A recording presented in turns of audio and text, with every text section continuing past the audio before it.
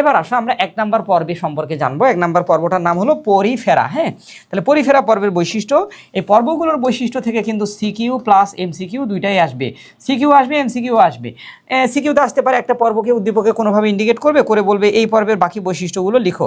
আর এমসিকিউতে তো অহরহ আসে, বিশেষ করে পর্বগুলোর যে বিশেষ কিছু বৈশিষ্ট্য আছে এই বৈশিষ্ট্যগুলো থেকে অনেক কোশ্চেন আসে।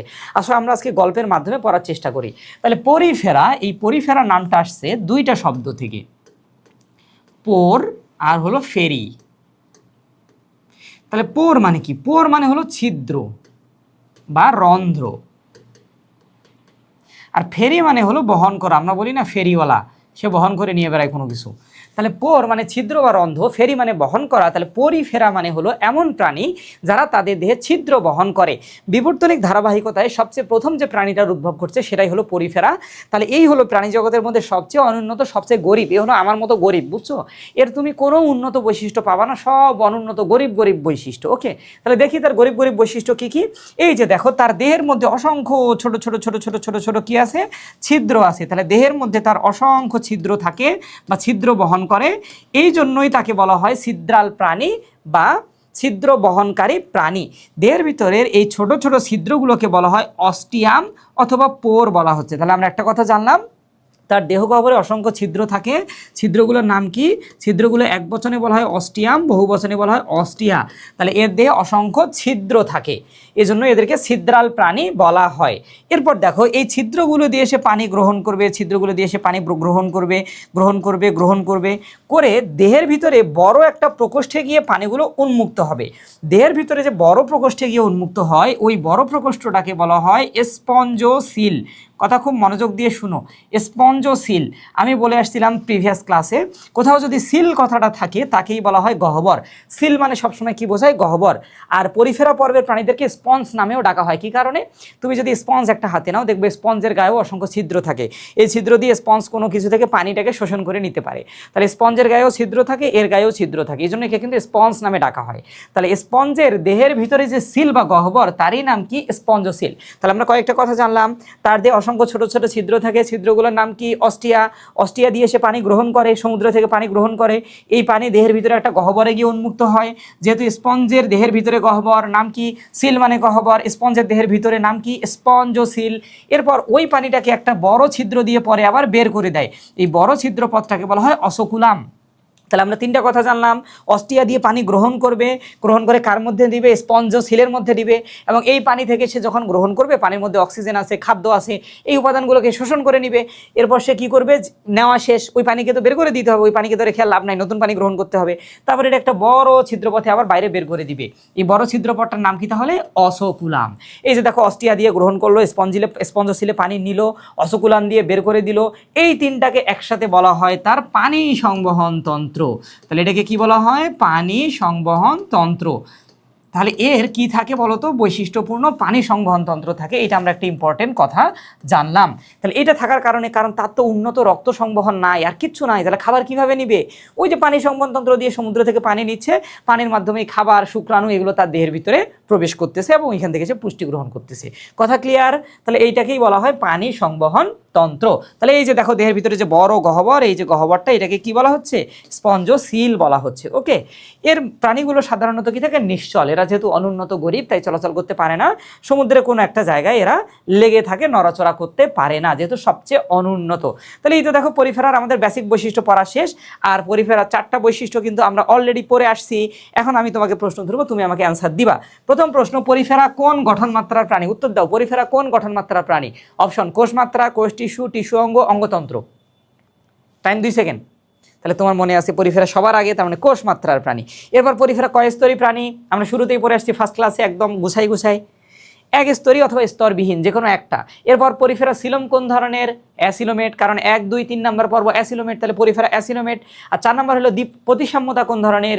বলছিলাম যে পরিফেরাটা কি হয়, যেহেতু সবার প্রথমে আবির্ভাব ঘটে, এর দেহের সাইজের কোনো ঠিক নাই, তুমি কেটে কোনোভাবেই তাকে মিলাইতে পারবা না, তার মানে কোন ধরনের অপ্রতিসাম্য। তাহলে এই যে দেখো অলরেডি কিন্তু আমাদের 8-10টার মতো বৈশিষ্ট্য পড়া শেষ। তাহলে আমরা রিকল করে দিই, 4টা বৈশিষ্ট্য তো পড়ছি, আর বাকিগুলোর মধ্যে কি পড়ছি, এদের দেহটা নিশ্চল, কোনো কিছুর সাথে লেগে থাকে, দেহে অসংখ্য ছিদ্র থাকে, ছিদ্রের নাম কি অস্টিয়া, অস্টিয়া দিয়ে পানি গ্রহণ করে, পানি যে প্রকোষ্ঠের মধ্যে নেয় তার নাম কি স্পঞ্জোসিল। কিভাবে মনে রাখবা, সিল মানে প্রকোষ্ঠ, স্পঞ্জের দেহের ভিতরে যে প্রকোষ্ঠ তারই নাম স্পঞ্জোসিল। ওই পানিকে গ্রহণ করার পর যে বড় ছিদ্র দিয়ে বের করে দেয় তার নাম কি অসকুলাম। এই 3টা জিনিসকে একসাথে কি বলা হয়, পানি সংবহন তন্ত্র বা ওয়াটার ভাস্কুলার সিস্টেম।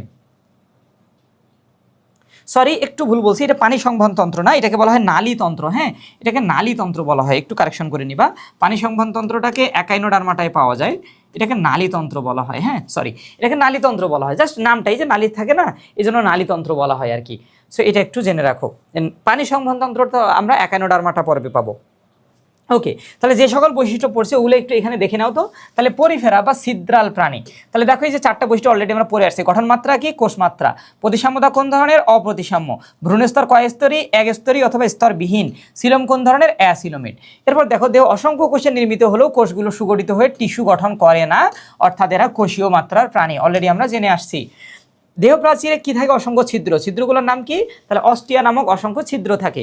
দেহ সংবহনতন্ত্রের বিকল্প হিসেবে কি থাকে, বৈশিষ্ট্যপূর্ণ নালীতন্ত্র থাকে। ওকে, তাহলে এদের দেহে নালীতন্ত্র পাওয়া যায়। এই নালীতন্ত্রে কি কি নিয়ে গঠিত, অস্টিয়া, স্পঞ্জোসিল এবং অসকুলাম। তাহলে অস্টিয়া পথে নালিকার মধ্য দিয়ে পানি স্রোতের মাধ্যমে খাদ্য, অক্সিজেন, শুক্রাণু দেহ অভ্যন্তরে প্রবেশ করে। আর এদের দেহ যে কঙ্কাল দিয়ে গঠিত, এই কঙ্কালগুলোর নাম হলো স্পিকিউল, আর একটা নাম হলো স্পঞ্জিন। তাহলে স্পিকিউল আর স্পঞ্জিন নামক এক ধরনের কাটা বা চুনময় ক্ষুদ্র কাটা দিয়ে তাদের দেহটা তৈরি। অন্তঃপ্রাচীরে কোয়ানোসাইট নামক বিশেষ ধরনের ফ্লাজেলাযুক্ত কোষ থাকে। তাহলে দেহের যে ভিতরের প্রাচীর থাকে, এই ভিতরের প্রাচীরে কিছু কোয়ানোসাইট নামক বিশেষ ধরনের কোষ থাকে। ওকে, দেখো এই প্রকোষ্ঠগুলো কোথায় উন্মুক্ত হয়, নালীতন্ত্রে উন্মুক্ত হয়। তাহলে এই কোয়ানোসাইট দিয়েই মূলত প্রকোষ্ঠগুলো তৈরি হয়। নালীতন্ত্রে দেহের ভেতরে অবস্থিত একটা বড় গহ্বরে উন্মুক্ত হয়, সে বড় গহ্বরের নাম কি, স্পঞ্জোসিল। বলছিলাম সিল মানে গহ্বর, এবং এই স্পঞ্জোসিল যে বড় ছিদ্রপথে বাইরে উন্মুক্ত হয় তার নাম হলো অসকুলাম। এরপর আসে পূর্ণাঙ্গ প্রাণীরা নিশ্চল, অর্থাৎ এরা চলতে পারে না, কোনো বস্তুর সাথে স্থায়ীভাবে লেগে থাকে।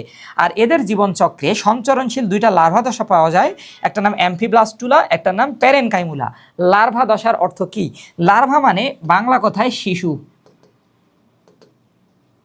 তাহলে মানুষের ক্ষেত্রে তো আমরা কি বলি, শিশু বলি, কিন্তু তাদের ক্ষেত্রে তো শিশু বলতে পারবো না। অর্থাৎ ডিম ফুটে একটা প্রাণী মাত্র বের হয়েছে বা একটা প্রাণী মাত্র জন্মলাভ করছে, এই দশাটাকে কি বলা হয়, লার্ভা দশা। লার্ভা কথাটা নিম্ন শ্রেণীর জীবের ক্ষেত্রে আমরা ব্যবহার করি। ওকে, তাহলে লার্ভা মানে তুমি সহজ কথায় মনে রাখো শিশু প্রাণী।